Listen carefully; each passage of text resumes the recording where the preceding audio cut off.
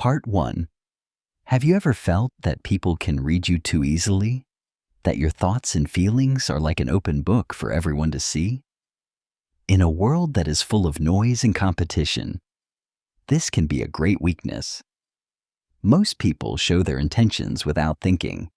They are quick to share their opinions, their plans, and their desires. This makes them predictable. And when you are predictable, you are easy to control. But there is another way. There is a quiet power that comes from observation, a strength that is found in watching others without revealing yourself. This is a story about that power. Imagine a young man who wanted a promotion at his job. He was smart and he worked hard. He told everyone that he wanted the new manager position. He talked about his plans and how he would be the best person for the role. He was an open book. His boss saw his ambition. His colleagues saw his desire. But one of his colleagues was different. This other person was quiet. He did not speak about his own ambitions. Instead, he watched. He listened. He observed the problems in the office that no one else saw. He learned what the boss truly valued, not from the boss's words, but from his actions. When the time came for the promotion, the young man who was an open book did not get the job. The quiet observer did. Why? Because he did not just show his ambition. He showed his understanding. He presented solutions to problems the boss was worried about. He had watched the game while everyone else was busy talking about it. He understood that people's words can be a mask. We are taught from a young age to smile when we are not happy, to say yes when we mean no. Society teaches us to hide our true feelings with our faces and our words for social harmony. But our actions, our unguarded movements, they often tell the real story. This is the first step to power. You must learn to watch people's hands, not their mouths. Part 2. To truly understand this power, you must learn the difference between looking and seeing. Most of us look at the world around us. We see the big picture, the obvious things. But a true observer sees the small details that everyone else misses. It is like being a detective in your own life.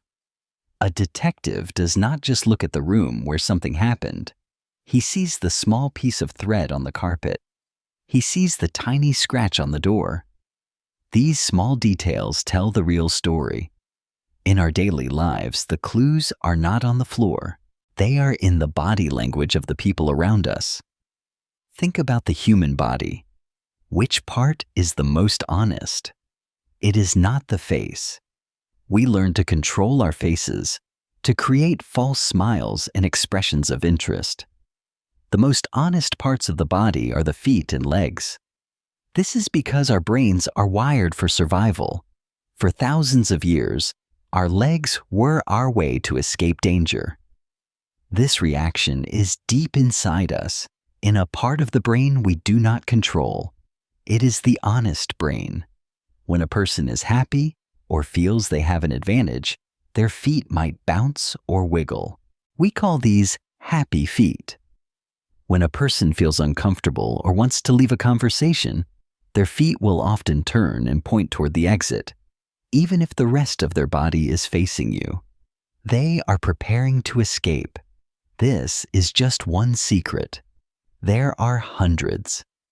A person who is stressed might touch their neck or play with their hair to calm themselves. Someone who is lying might hide their hands or put them in their pockets. When people press their lips together so they almost disappear, it is a strong sign that something is wrong. They are troubled. These are not just guesses. These are patterns of human behavior. You do not need to be a mind reader. You just need to become a better observer. Stop listening so much to the words people say. The words are a performance. Instead, watch the show. Watch their bodies. Watch what they do when they think no one is paying attention. That is where the truth is hiding, in plain sight. Part 3. Now that you have started to see the world differently, to observe the actions of others, you must learn the other half of this power. You must learn to conceal your own intentions. If being an open book is a weakness, then you must learn to become a closed one. You must become unreadable, a puzzle that no one can solve. This gives you space to plan and to act without others trying to stop you. If they do not know what you are truly doing, they cannot prepare a defense. There is a famous story about a young man who wanted to win the love of a beautiful countess. He was handsome and charming, but he was too direct. The first time they were alone, he confessed his deep love for her. The countess was surprised and uncomfortable. The spell was broken before it was even cast. He had revealed his final move at the beginning of the game. He later received advice from a wise woman. She told him to hide his true feelings. He was to act like just a friend. He was to create mystery. He started to appear at parties with other beautiful women, making the countess feel a spark of jealousy. He would appear at places she did not expect to see him and failed to show up where she did expect him. He became unpredictable. She could no longer read him. Her mind became filled with questions about him. Her curiosity grew into attraction. He was no longer just a man who wanted her. He was a mystery she needed to solve. This is the art of the smokescreen. You use misleading signals and false desires to hide what you truly want. You can talk endlessly about your goals, but they are not your real goals. You appear friendly and open, but you are guiding people down the wrong path. By the time they realize your true intention, it is too late. Your face becomes a mask. Not an angry mask or a sad mask, but a calm, unreadable exterior.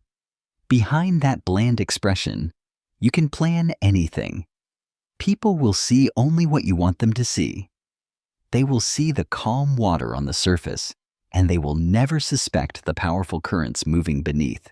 Part 4.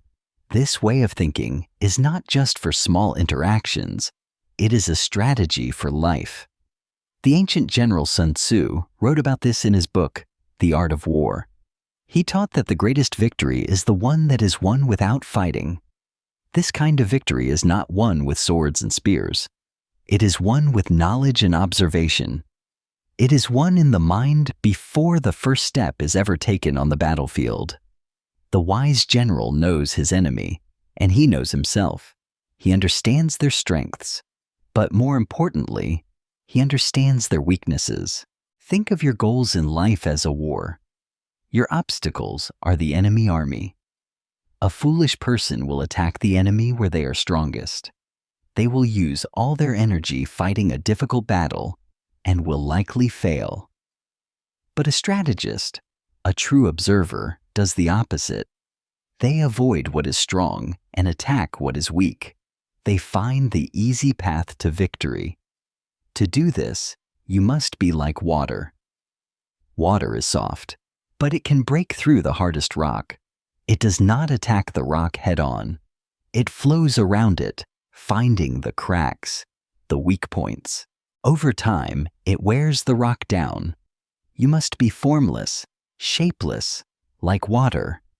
Your plans should always be changing, adapting to the situation.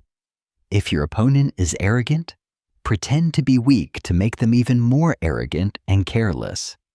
If they are resting, give them no rest. If their forces are united, find a way to separate them. You must attack where they are unprepared and appear where you are not expected. This requires patience.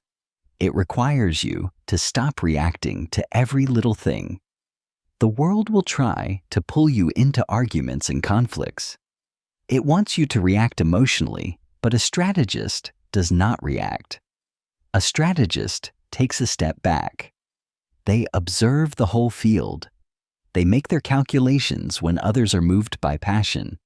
They win the battle long before it is fought, because they have seen the path to victory that no one else could see. Part 5. The greatest tool of the observer and the strategist is also the simplest. It is silence. In our noisy world, we have forgotten the power of silence. We feel the need to fill every empty moment with words.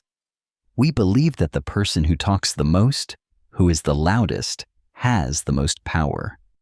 This is a mistake. True power is often found in the quiet spaces between the words. When you are in a negotiation, or even just a simple conversation, try this. Ask a question, and then stay completely silent. Do not rush to fill the space. The other person will feel uncomfortable. The silence will pressure them. They will start talking, often revealing more than they wanted to. They will give you information, reveal their weaknesses, and show you their true intentions, all because you were comfortable with a few moments of quiet. When you speak less, your words have more weight. A person who is always talking is like a constant rain. After a while, no one notices it. But a person who is usually silent, when they finally speak, it is like a clap of thunder. Everyone stops and listens. Their words have impact. Silence gives you time to think, while others are busy reacting. It allows you to control your emotions. When you are angry, the best thing to do is say nothing. An angry word spoken in a moment of passion can cause damage that can never be repaired. But if you remain silent, you keep your power. You remain in control of yourself, and therefore, in control of the situation. And this brings us to the final secret. This journey into observation and concealment is not about becoming a cold, manipulative person. It is not about tricking people for selfish reasons. It is about understanding the world as it truly is, not as we wish it was. It is about self-preservation in a world that can be deceptive. It is about achieving your goals, not by being the loudest person in the room, but by being the smartest. The power to see the truth behind the masks people wear, and the wisdom to wear your own mask when you need to, is a superpower. It allows you to navigate the complexities of human behavior with confidence and grace. You stop being a pawn in other people's games, and you start to see the whole board. If you found this story useful, and you want to learn more secrets about human nature and the laws of power, hit like and subscribe right now. And don't forget the notification bell so you never miss out. In our next story, we will explore the danger of saying too much and why you must always say less than necessary. You do not want to miss it.